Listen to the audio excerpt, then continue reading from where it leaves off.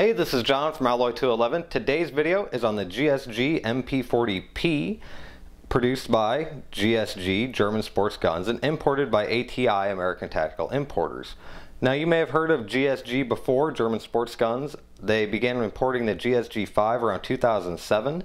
They were eventually sued by H&K over that because they said that it was too close in resemblance to the MP5 and they stopped producing that particular firearm.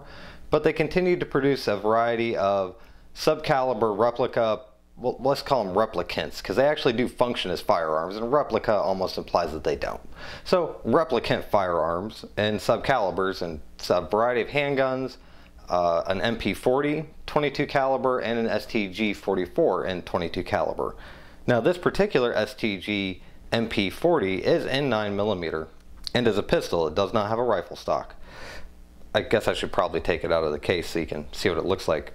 Before I do that though, I purchased this case from Sarco. It is a reproduction MP40 case. It has 5 magazine cells, which it does fit the GSG magazines, which are proprietary to the GSG MP40P, as well as all the other parts. None of the parts interchange between the actual MP40 and the GSG MP40. It is aesthetically the same or similar, shouldn't say that, aesthetically similar to an MP40, but functionality and mechanics are totally different. The bag also has a nice little pouch up here. I have the mag loader in that, and it does perfectly fit the GSG MP40, as I'm sure it probably fits an MP40 itself. The one thing I don't really care for on it, it's not the construction. It seems to be relatively durable. We'll see. You know, I just bought it, so maybe it won't hold up, maybe it will. It seems like it will. But I don't really care for when reproductions have original stampings on them. And that's just because, you know, this is a reproduction. I really want the function of it, but I don't really care to have the faux real mark 1940. This wasn't made in 1940. This was made much more recently than that. Anyway, without further ado, let's, since it's close to Christmas, it's like unwrapping a present, let's go ahead and pull the GSG MP40P out. Now, this sling is actually the sling that came with my Mitchell's Mauser.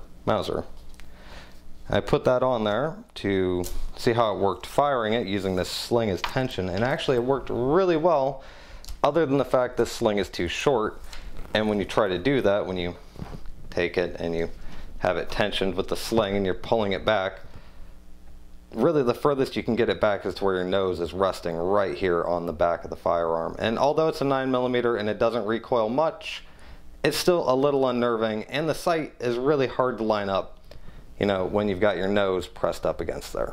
It's not easy to line that up.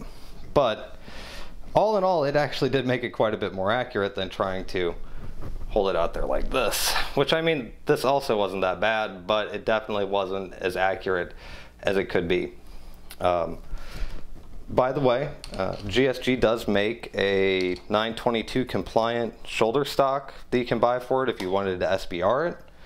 I honestly don't think I would be doing that, just because why would I put another $200 in a tax stamp on a gun that I only paid $400 for? And that's honestly one of the reasons why I bought it.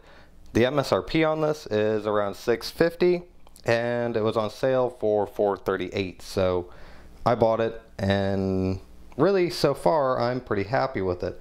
Again, aesthetically looks like an MP40, functionality not like an MP40. Rear sight looks similar.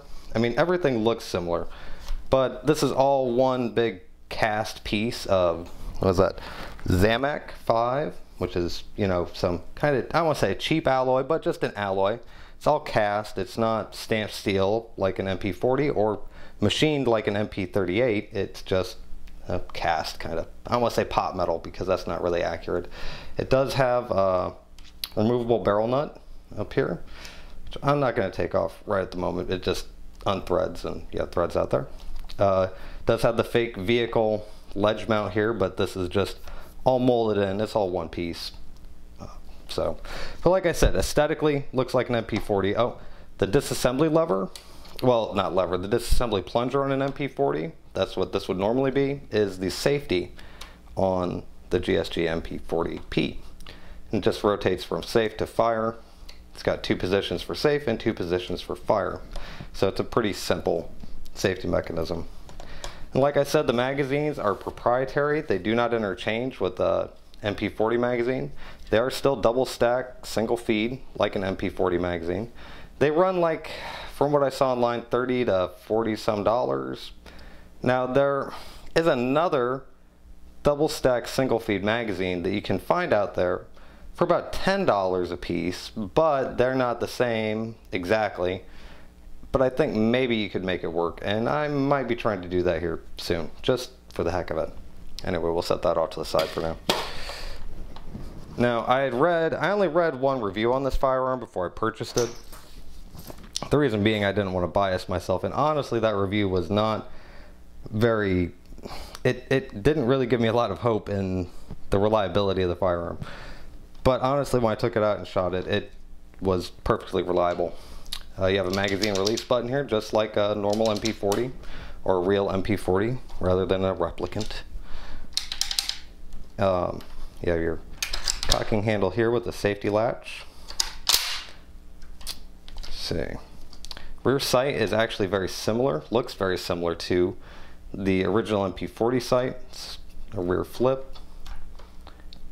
But this also has little tapped holes here, and I saw that there's a Picatinny rail that's available for this. So, in disassembly, you have a disassembly pin right here that's held on with this little C-clip, which I scraped the first time, and I will probably scrape every time I take this apart a little bit, getting that C-clip or C-clip out. Go ahead and lock the bolt back. Now I'm going to get down here, try to get this out without scratching. Hey, there we go. And doesn't look like I scratched it that time.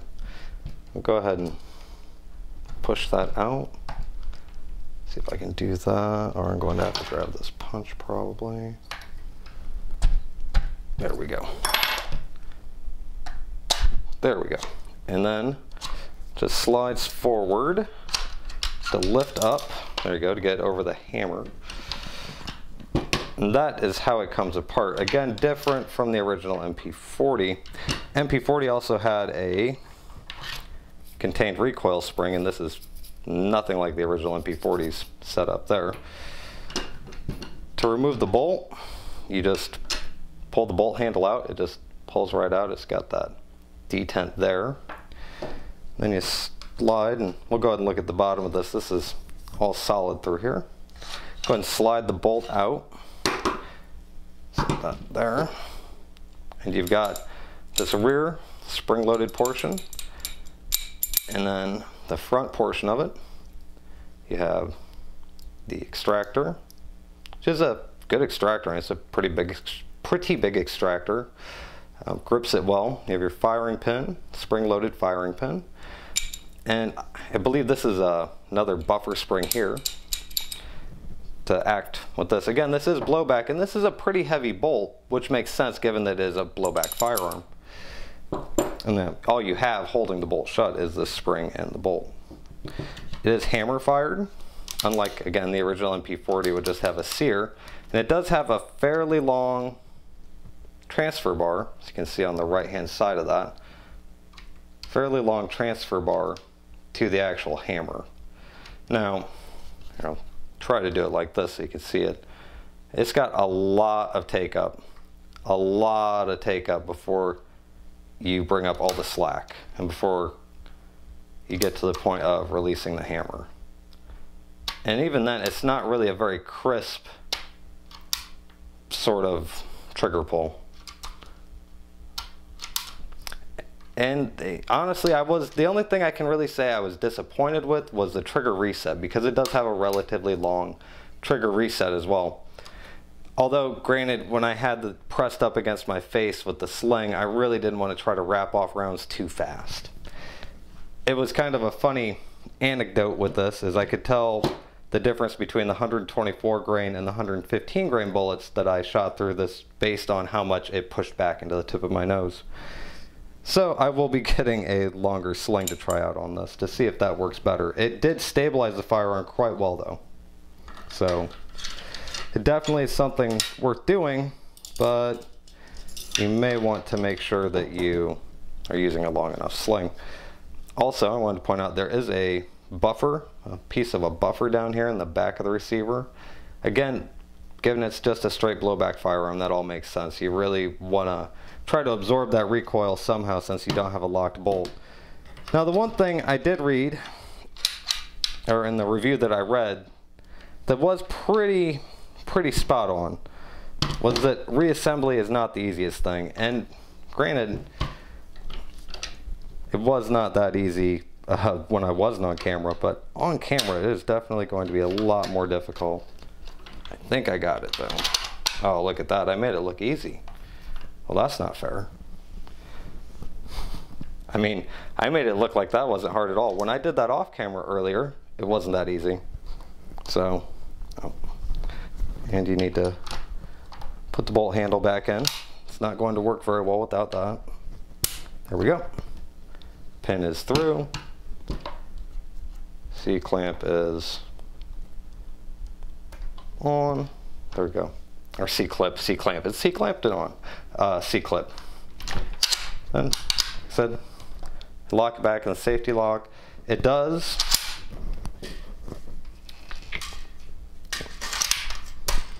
It does lock open on an empty magazine.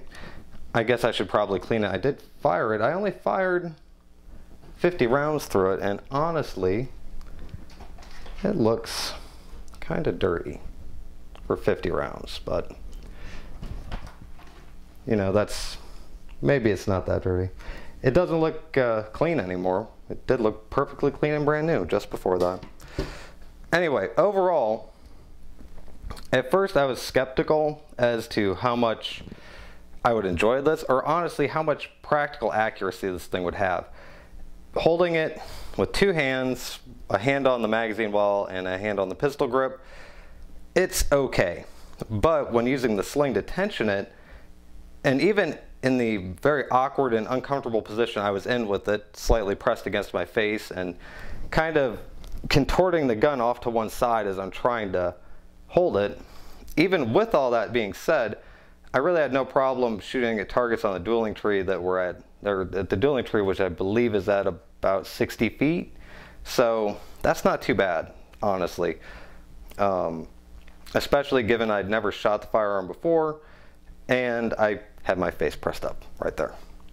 The one thing I did encounter, while I was changing over from shooting grip, between the grips, from holding it with one hand here and one hand on the magazine well, and I decided, well, I'm going to go ahead and take the magazine out and pull a round out.